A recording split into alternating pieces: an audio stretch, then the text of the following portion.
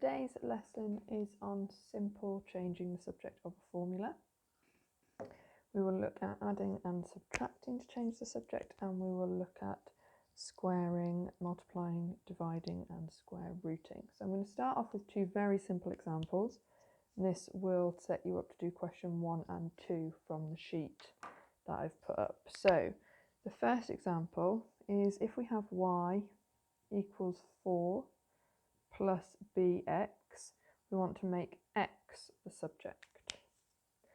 To make x the subject, it means we want to end up with something that is x equals. So we want to get x just on its own. So at the moment, x has been multiplied by b and had 4 added to it. We need to undo that so that we end up with x equals. You need to think about the order that these terms are operating on x.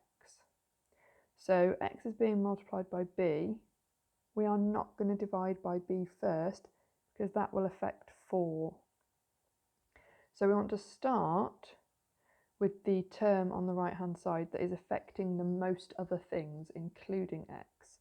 Now 4 is being added to b times x, so 4 is what we want to deal with first. We're going to do that by subtracting it from both sides. So I'm going to have y minus 4 equals bx. Now we want to get x on its own. It's being multiplied by b, so we're going to divide by b to get x. Because we want to write x as the subject, we really want it on the left hand side, so I'm just going to swap those around. So that is the first example, y equals 4 plus bx. We've rearranged that to get x equals y minus 4 over b. Next example is if we have w equals 1 minus y over 2, and we want to make y the subject of the formula. The first thing I'm going to do, so y is being subtracted from 1, but the entire expression is being divided by 2. So I'm going to multiply through by 2 first. So I'm going to have 2w equals 1 minus y.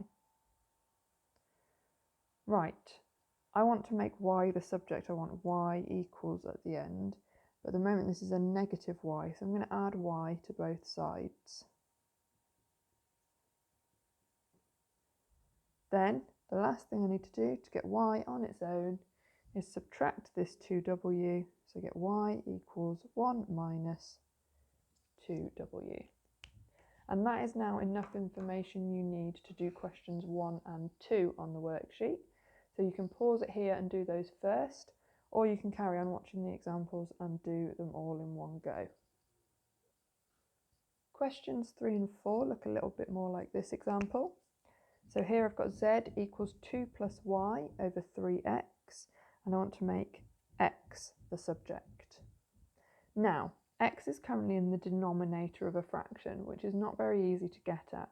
So what I'm going to do is I'm going to multiply both sides by 3x, so that the 3x ends up being multiplied by that z, and then on the right hand side we've just got 2 plus y. Now I want to get x on its own, so I can just divide by 3z. And that's it. So that is all you need to do questions 3 and 4. I'm now going to do 2 more examples, and that will help you do questions 5 to 8. So for this one, I've got a equals 3 root b over 5c. I want to make b the subject. So currently b is square rooted and it's in the numerator. So first thing I want to do is get rid of the denominator.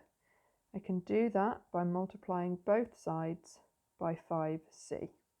So on this side I'll have 5ca, and on this side I'll just have 3 root b.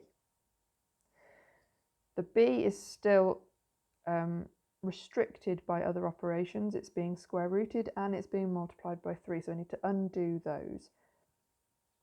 I'm going to divide through by 3, so I'm going to have 5ca over 3 equals root b. That is nearly what I want. However, this is being square rooted. So I need to do the opposite. I need to square both sides. If I square this side, I get 5ca over 3 all squared. And on this side, if I've got the square root and then I square it, I just get b. So b is equal to this.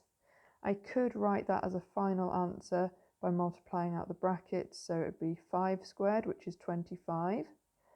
A squared, c squared, because multiplication is commutative, so I can swap the a and the c around, all over 9.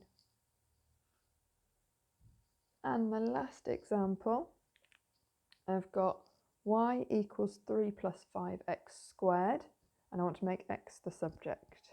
Now remember, this squared is only working on x. It's not working on 5. If it was, I'd have brackets around 5x, but the squared only applies to the x at the moment. So I'm going to undo what's being done to x, and I have to work outwards in towards x. So the thing that's furthest away from x and which is affecting everything else is this 3. So I'm going to subtract that from both sides.